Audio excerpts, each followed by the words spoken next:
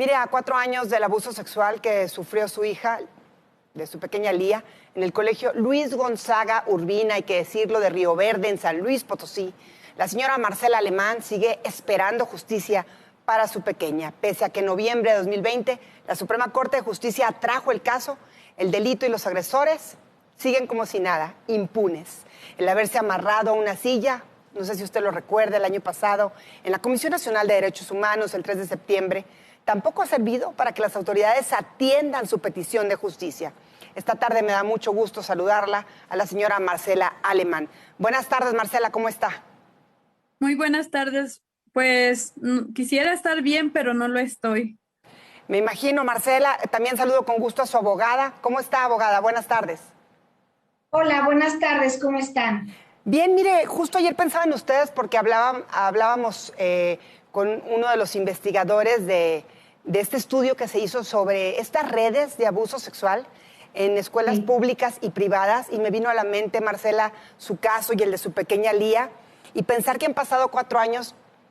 y no ha sucedido nada. Primero, Marcela, antes de pasar con su abogada para la parte legal, quisiera que me dijera cómo se siente en este momento y qué esperaría que pasara. Bueno, pues nos sentimos muy dolidos porque ha sido muy grande la lucha por buscar justicia, porque yo le creo, así como su papá y toda la familia le creímos a nuestra pequeña hija, quien nos la entregaron en un estado terrible, tiene secuelas muy grandes, tiene mucha depresión, ansiedad, temor, no puede salir a la calle sin encontrarse a personas conocidas que violentaron su cuerpecito y gritar o quedarse paralizada. Realmente yo lucho día a día por estar bien emocionalmente y psicológica, porque el ver a mi niña en estas condiciones y sufrir, gritar, a veces no querer comer, es muy doloroso como madre. Sobre todo el peregrinar la justicia, el estar buscando no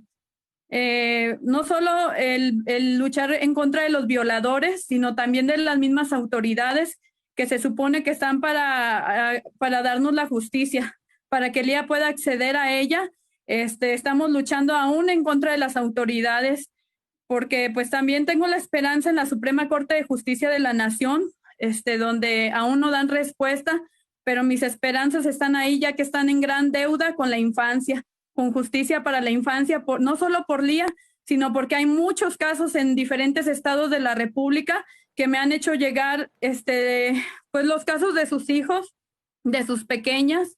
y son la misma forma en que han operado, lo mismo que le hicieron a mi hija, se lo hicieron a ellas. Entonces, mi caso no es el único, hay demasiados en diferentes estados de la República, y exigimos que se haga una investigación y que nos den el acceso a la justicia, porque nosotros aún así, como hemos sido lastimados con la indiferencia desde la sociedad hasta de las autoridades, seguimos creyendo en que se va a obtener justicia, y no solo por Lía, como lo digo, sino porque no quiero que sufran más niños, que les roben su infancia, y que existan más madres teniéndose que amarrar a un lugar para poder gritar justicia, porque así fue, porque Así. todo un estado encubrió a las violadoras de mis hijas, de Así. mi hija, perdón, y que fueron Varias pues personas, diferentes Marcela. personas, sí, Claro. desde directora, pues todo el personal. Realmente era una red,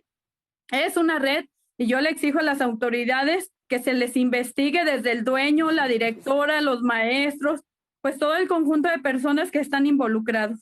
Marcela, y pues sí, como le decía, esta investigación que se llama Es un secreto, la explotación sexual infantil en las escuelas, elaborado por la Oficina de Defensoría de los Derechos de la Infancia, ha traído a colación su caso, porque además no podemos impactarnos en los medios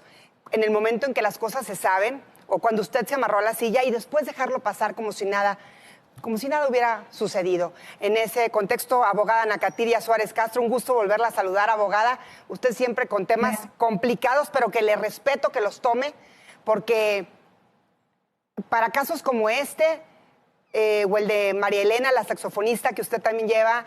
pareciera que la justicia no llega. Cuéntenos qué ha pasado, y además, a raíz de que la Suprema Corte atrajo el caso, ¿qué sucedió?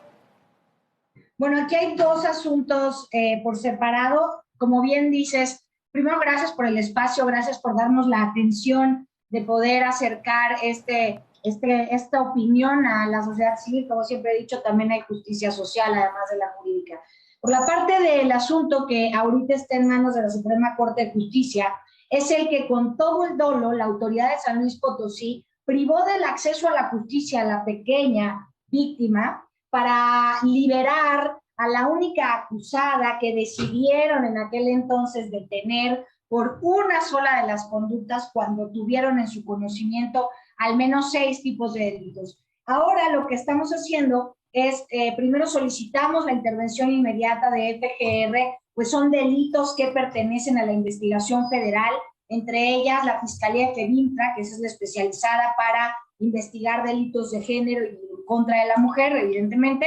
y por otro lado, CEIDO, la Fiscalía Especializada en Delincuencia Organizada, que, como sabemos, la acusación y la imputación hecha por la pequeña Lía a través de su madre involucra a más de 5 personas en esta dinámica sistemática, no solo de abusos y delitos sexuales, sino de trata de personas, pornografía infantil, corrupción de menores, y con lo cual evidentemente constituye una investigación que FGR está obligada a realizar. Para ello, tuvimos que mendigar, y esa es la palabra, mendigar de FGR, que volteara a ver el caso de la pequeña Lía. Se nos negó el acceso y evidentemente, como les digo, a las personas que deciden confiar en mi representación, poco a poco, pero vamos a llegar. Ganamos el amparo en donde el juez de distrito obligó a FGR a aperturar las carpetas de investigación porque ellos decían que no eran competentes, que nos fuéramos nuevamente a San Luis Potosí para que las mismas autoridades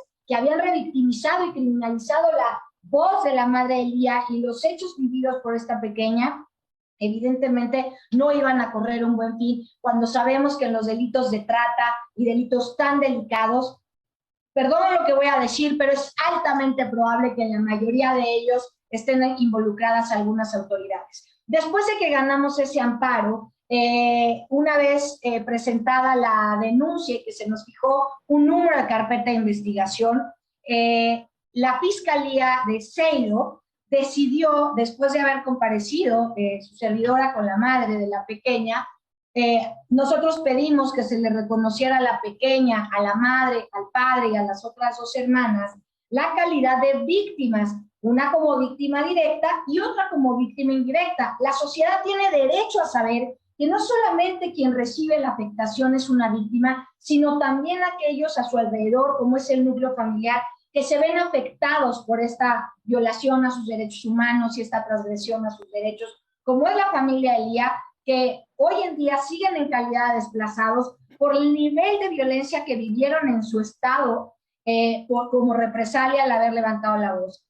Cuando solicitamos esto, simplemente la Fiscalía de CEIDO, con todos los argumentos más burdos que se nos puedan ocurrir, determinó o acordó que no ha lugar a darle la calidad de víctima a la pequeña, a sus padres y a su hermana, porque en los temas de delincuencia organizada solo la sociedad mexicana es víctima.